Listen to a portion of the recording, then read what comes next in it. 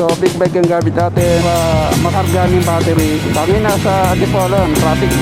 Nahirapan tayo, nangalay tayo.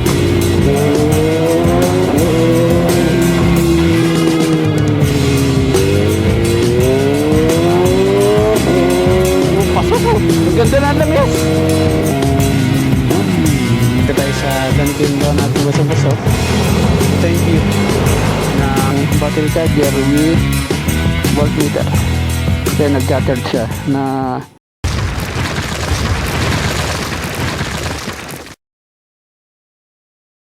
yo, what's up mga pingo? Welcome to another episode. So big bike ang gamit natin, and ang episode natin ngayon ay para makarga ng battery. Na-charge ko naman ito ng battery charger, pero kailangan mong itakbo ng medyo malayuan. Alright, yan.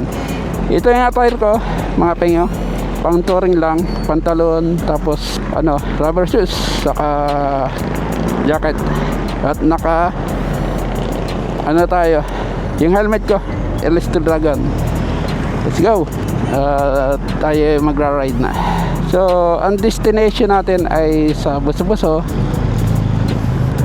tapos kain tayo dun sa may Dunkin Donut tapat ng Shell Buso-Buso. Tapos punta tayo ng Marilake. Part ng Marilake yan, Sierra, packet ng Tanay Rizal. Tapos doon ako dadaan sa Sampaloc Road sa Tanay Rizal. Right, let's go. Let's go, so go. Wait lang.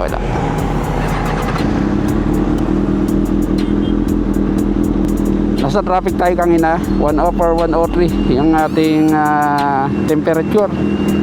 Pero mababa naman ng 99 degrees Celsius. Yan, right. Okay na ba? Okay na. Let's go!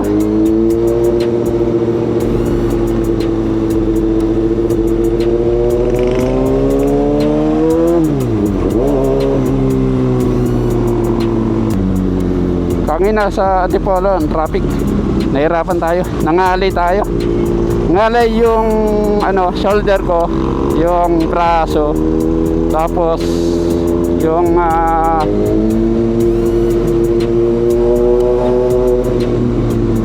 yung likod, yung tibon.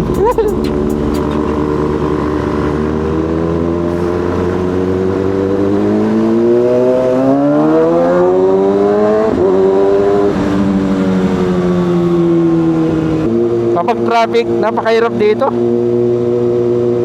Talagang nakikipagbuno ka dito sa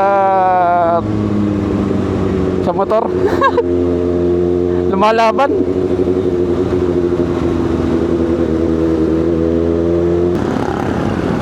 O nga pala, nag-change shell nga pala ako ng Shell Advance Ultra, yung 10W40.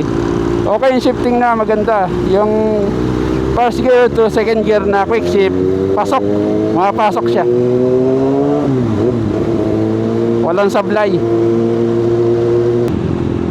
Atas pa ng konti yan siguro okay na yan.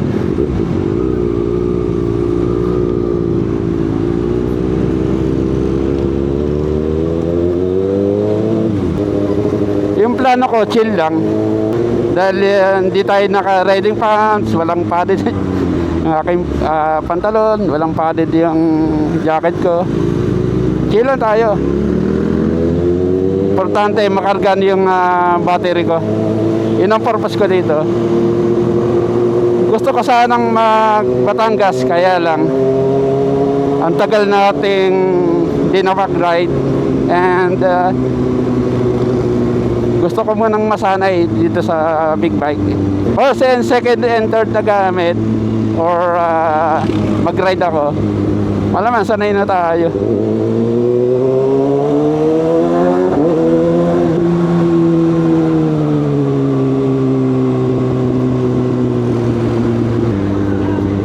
Okay naman yung tunog kahit malakas.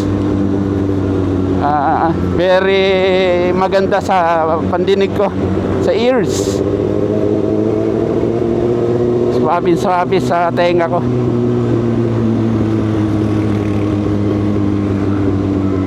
ang diskarte ko kapag dumadaan ako at gamit ang C6R, dito lang ako sa may National Highway. Baka maka-istorbo tayo dun sa mga bahay dyan. National Highway lang tayo.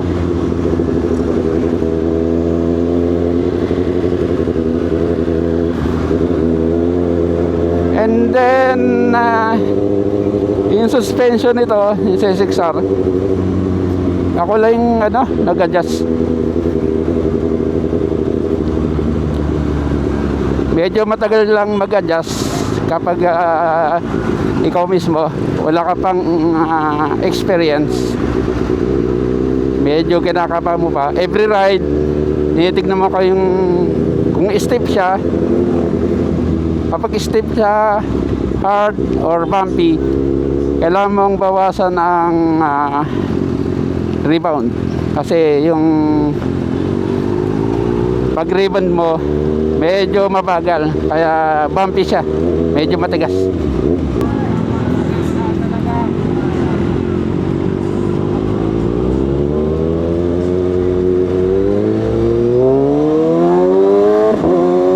Pasok ko, ganda na lang yes. Dati-rate yung arms oil ko, hindi ko nagagawa yan sa first and second gear, yung quick shift. At isa pa dyan sa compression, kapag nag-lowering ka, ibig sabihin nagbo-bottom, kailangan mong mag-increase ng compression. Magpa-plus ka ng 2 clicks. Kapag naman matigas, yung halos di ka bumaba, babawas ka ng compression.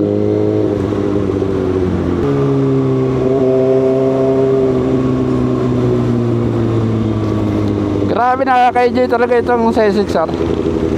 Saka pag nabilis, ang lakas ng hangin no.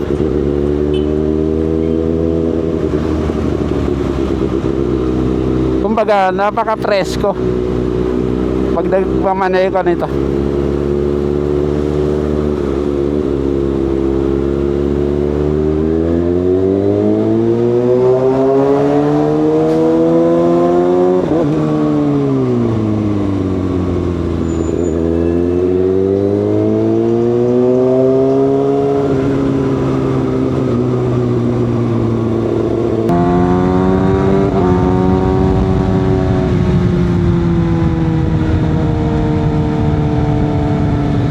Hanggang 6,000 RPM lang tayo.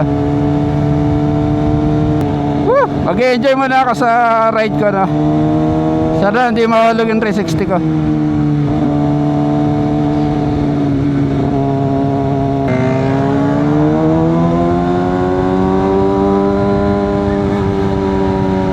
Sarap.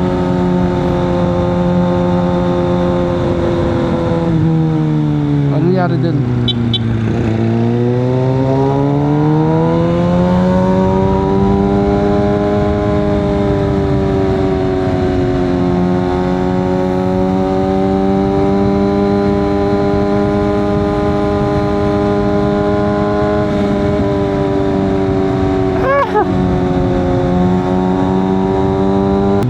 Alright, malapit na sa Dunkin Donut at malapit na sa Puso-Puso.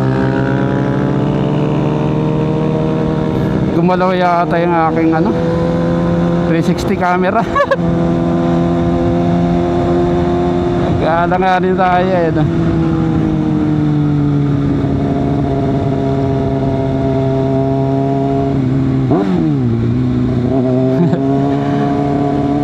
Nag-request ng bomba.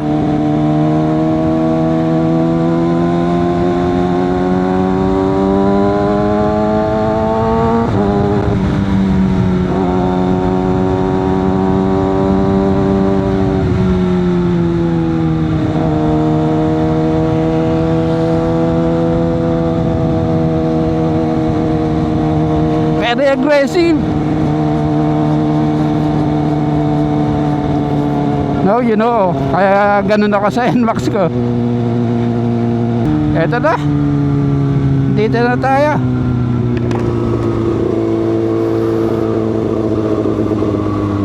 Ito yung Cafe Una, katabi lang pala yung Dunkin Donut, no?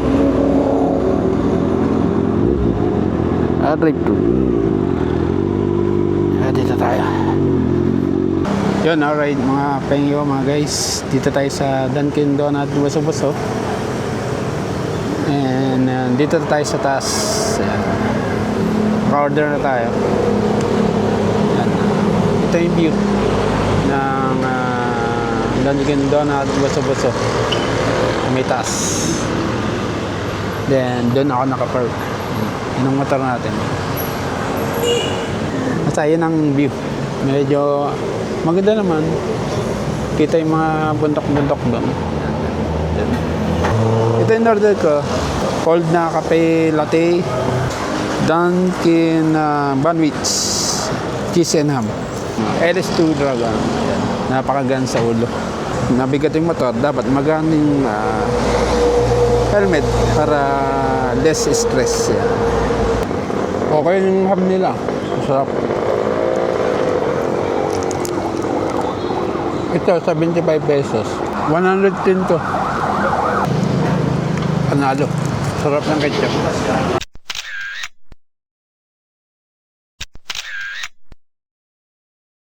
Yan, alright. Mga pengo, mga sir. So, yung nagbabantay, nagpa-picture tayo. Ganyan kapag solo, kailangan mong makisuyo. So, bagong Dunkin Donut sa Buso-Buso. Yan. Ikot naman tayo ng Marilaki, Sierra Madre.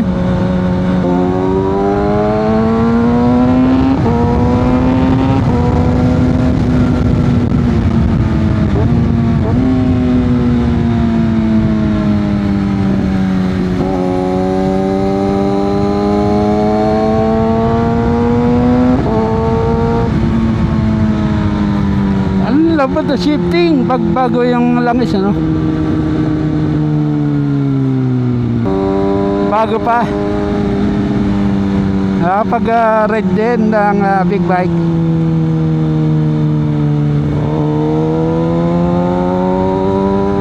Marunong pa pala tayo, no?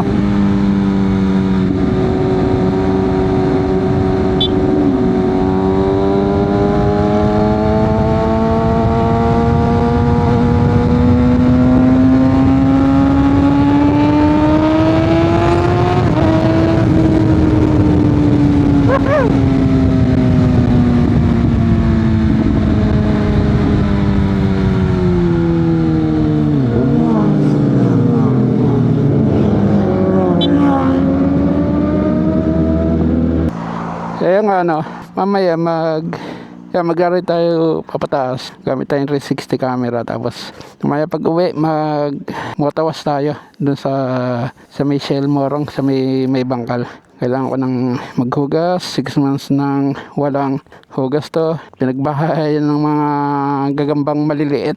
Garage na sana ako, kaya lang minaisip akong vlog ngayon. May nagtanong sa akin, nag-comment sa mga ride ko na nag-vlog ko yung DJI Osmo Action 5 Pro. So may nakapansin ito. Yung aking nasa kanan, sa may quad lock.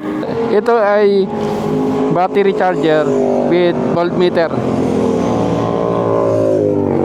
Wait lang. Marami nang dumadaan na big bike. Ito ay nakadirekta sa battery. Nung binili ko itong C6R, ito ay second hand. So nandito na at naka-install na yung battery charger with voltmeter. Yan, pag binuksan mo yan, merong USB 2.0 tapos USB Type-C. Pag inon mo to, yan, meron tayong 20.4 volts. Mas maganda ito kapag nagcha-charge ka, tumatakbo ka, naka-open yung makina, umaandar, para hindi ma-drain yung battery kasi rekta sa battery ito yan. Subukan natin, USB 2.0, i-plug natin. Yun, okay. Pag nakapatay, yan, saksak natin sa cellphone natin, wala siya, patay siya. I-on natin, yan, makita mo yung 12.4 volts. On natin, yan, nag-charge siya na hindi naka-on ang engine. Mas maganda sa ignition ilagay ito, yan, para dito sa susi, para sa charging, yan, nag-charge. Alright. May isa pang cable na pwede, yung USB Type-C tapos USB Type-C na cable. Dito mo ilalagay sa maliit. Mas madali yan. Tapos yan, nag-charge na siya. Alright, charger natin yan kapag nalalaw pa tayo. Wala lang yung case ko na merong quad lock na adapter na adapter mo yan. Diba yan? Tapos ganyan, mag-charge ka kapag lobat. Alright.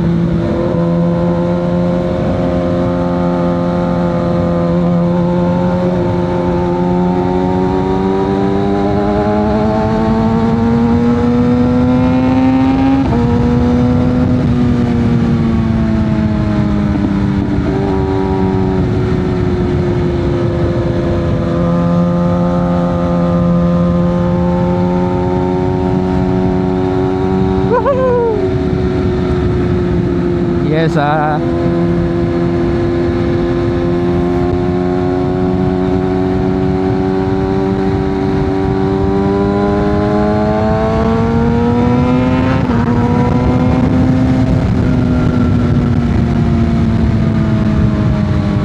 kamote kung kamote.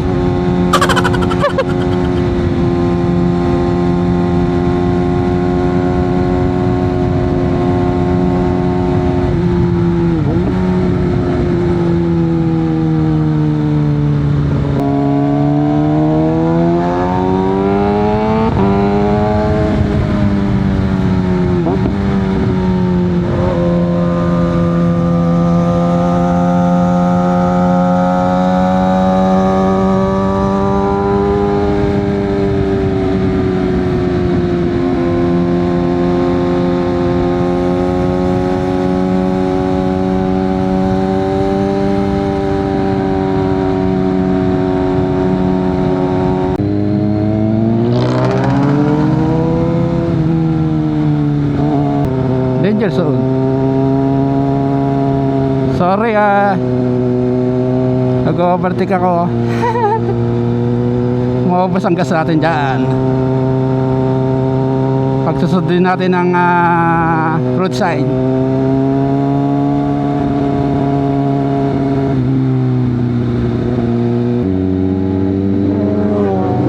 Tulad yan. Kaya ayoko muna mag-overtake dahil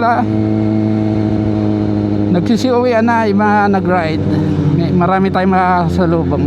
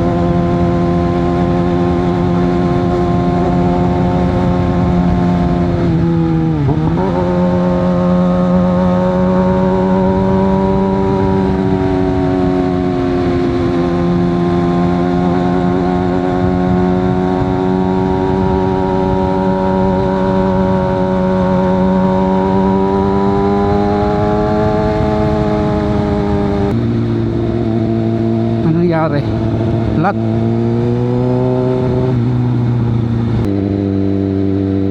Ay, may nakimitik. Ang dami.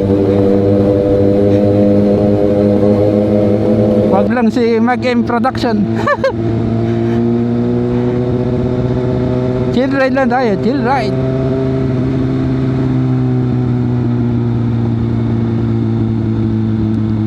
Yun nagbibideo pa, naka cellphone, shout out na lang. At tayo bagong salta dito, di natin kabisado kapag naka big bike tayo, no? Kaya dandaan na lang. Sa loob ng 6 months di tayo nakapag-ride na ganito, tapos medyo banking pa na chill. Ito kasi kapag yung motor natin kailangan ng mabilis, kung mabagal tayo, ako, ngawit ang abutin natin. Yung tayo maka-speed tayo ng 60 to 80, maintaining speed. Kaya lang ang bagal nung nasanahan natin, hindi ko alam kung bakit. Tingnan nyo, may power plant dito. Ito yata yung sa may gagawing supply or imbakan ng kuryente ng windmill.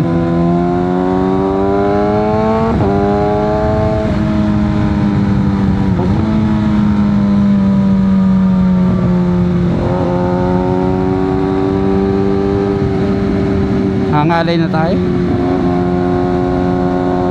Wala yung pulis.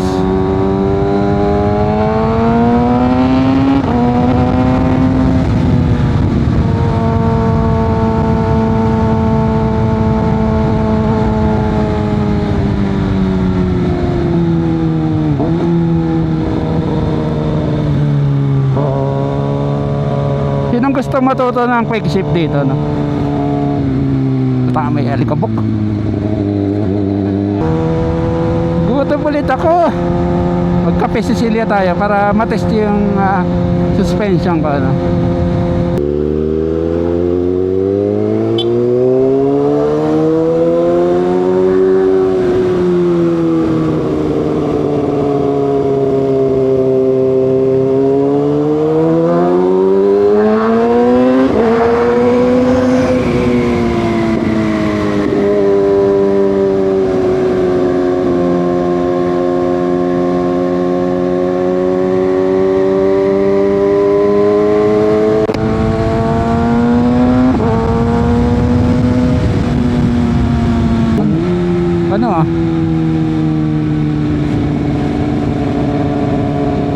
Bouncy siya, no? Bumpy. Yan na, right sa Cafe Sicilia tayo, dire-diretso. Gusto ko yung even road ron, yung mga semento na kalsada na hindi masyadong pantay. Kung bumpy yung suspension ko, magbabawas tayo ng rebound, decrease rebound tayo.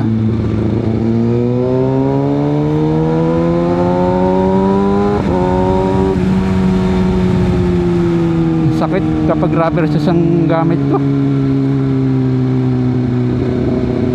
Kailangan makabili tayo ng low cut shoes.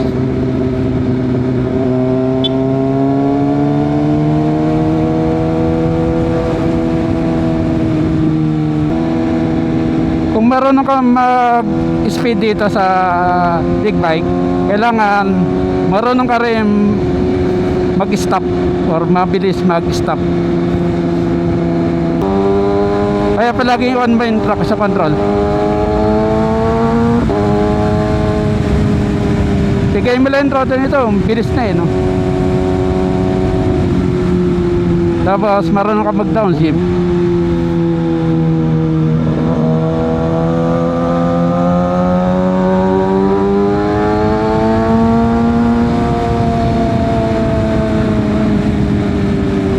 Okay lang na hindi ka marunong mag-banking na masyado.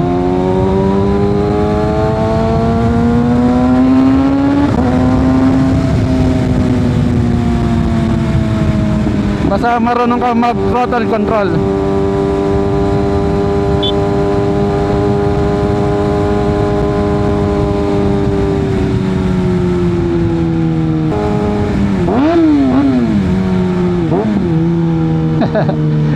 Request.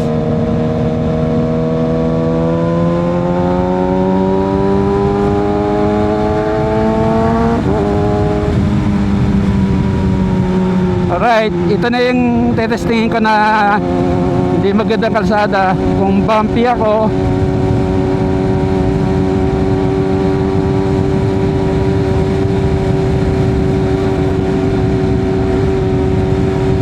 okay naman. Naglalaro naman siya. Ayun, oh. Maganda sa kamay. Pero meron konti, pero hindi man siya mag-i-smooth na masyado no? Oo. 76 kph.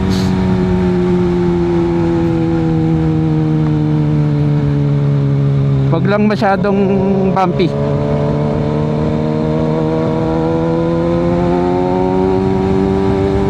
Oh. Mukhang okay na sa akin no.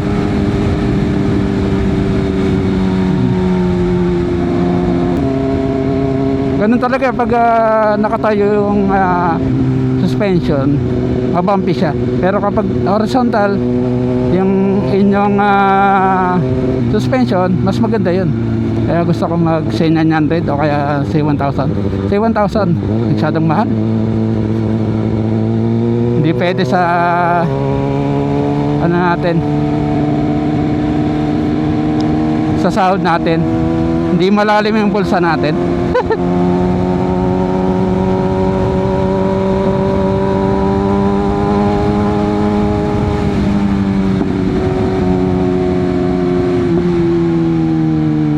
Uy, kumakain na sila. Anong oras na? 11 pa lang ano.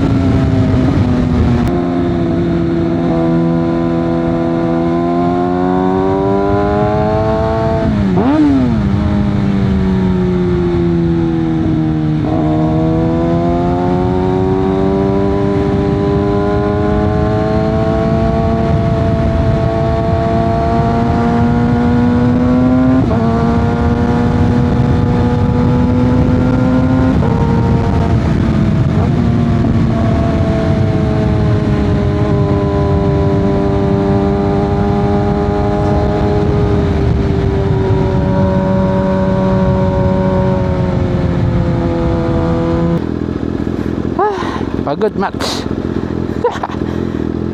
Ito tayo sa Cavite City and escape, relax and recharge. Chocolate. Yan. Buksan ko lang. Pang lunch. Pero breakfast meal. Ito silog. Yan, alright. Ano natin. Nagcha-charge na yung battery.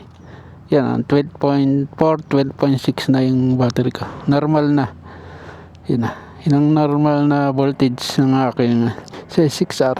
So, kapag di nagamit ng 6 months, then ano nyo, i-charge nyo using a battery charger na nabibili sa Shopee. Then saka nyo i-ride. Pag ride kasi mas malakas yung bato ng kuryente kaysa pinapainit. I-ride nyo kahit yan, mga 50 km. Malaking bagay na yan. Kahit na 2 times a week. Yan. Alright, mapinga. Hanggang sa muli sa another episode. Stay safe and reach always. And bye-bye.